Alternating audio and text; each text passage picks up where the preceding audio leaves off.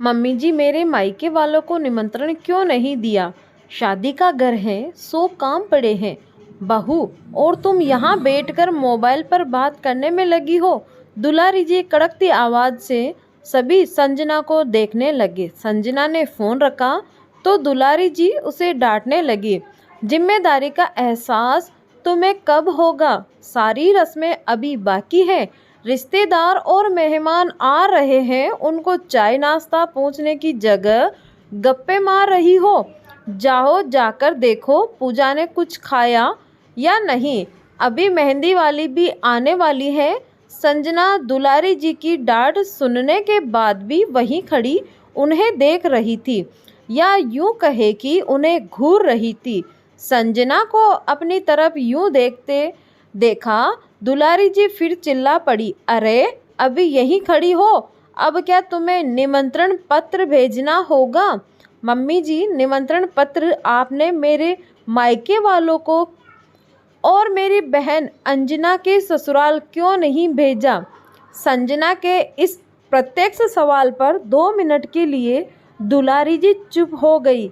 हाय हाय, बहू के इल्ज़ाम लगा रही हो? भला मैं अपने समधी जी को निमंत्रण क्यों नहीं भेजूंगी? अरे अगर उन्हें नहीं मिला तो यह मेरी नहीं, डाक वालों की गलती है। मुझे क्यों दोष दे रही हो? दुलारी जी नजरें चुराते हुए अपनी बात को सही साबित करने में लगी थी। डाक की बात कौन कर रहा है मम्मी जी? आपने तो उन्हें सामने से भी फ़ोन नहीं किया और ना ही अंजना के ससुराल किया। अभी मेरी बात हुई है मम्मी से और अंजना से भी। मैंने यह जानने के लिए फ़ोन किया था कि वह लोग कब आ रहे हैं, लेकिन उन्होंने कहा कि जब बुलाया ही नहीं तो कैसे आए? संजना ने खुलासा किया तो दुलारी जी चुप हो गई। वहीं दुलारी जी की ननद केतकी जी बोल पड़ी, भाभी, यह मैं क्या सुन रही हूँ? बहुरिया क्या बोल रही है? तुमने अपनी समधी समधन को नहीं बुलाया, लेकिन आबा बेटी के ससुराल वालों को तो बहुत ही आदर सत्कार से बुलाया है और उनके रुकने का इंतजाम भी बहुत बढ़िया किया है। फिर बहू के मायके वालों को क्यों नहीं बुलाया?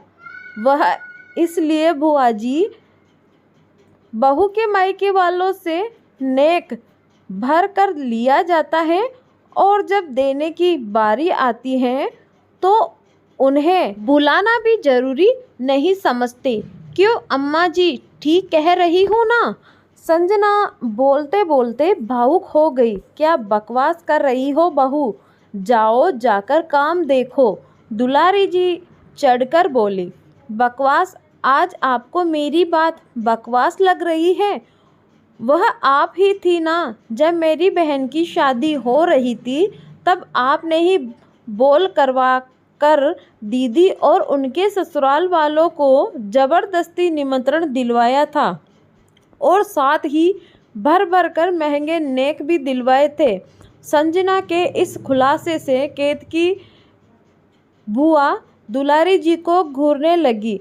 हाँ तो क्या गलत किया? हम लोगों का मान सम्मान कितना बढ़ गया। दुलारी जी बात को ख़त्म करना चाह रही थी। तो आज आपको अपना मान सम्मान नहीं बढ़ाना क्या? संजना ने भी पलटकर पूछ लिया। बस, बहुत ज़्यादा ही नहीं बोल रही हो तुम दुलारी जी? आप बौखला गई। वही तो मैं भी कह रही हूँ। अब बस बहुत हुआ मम्मी जी। इज्जत तभी मिलेगी जब इज्जत देंगी। आज के बाद कोई भी तीज त्योहारों पर या किसी के जन्मदिन एनिवर्सरी पर मेरे मायके वालों से या गिफ्ट की उम्मीद भी मत करिएगा। आज के बाद मेरे मायके वालों से सिर्फ मेरा रिश्ता रहेगा।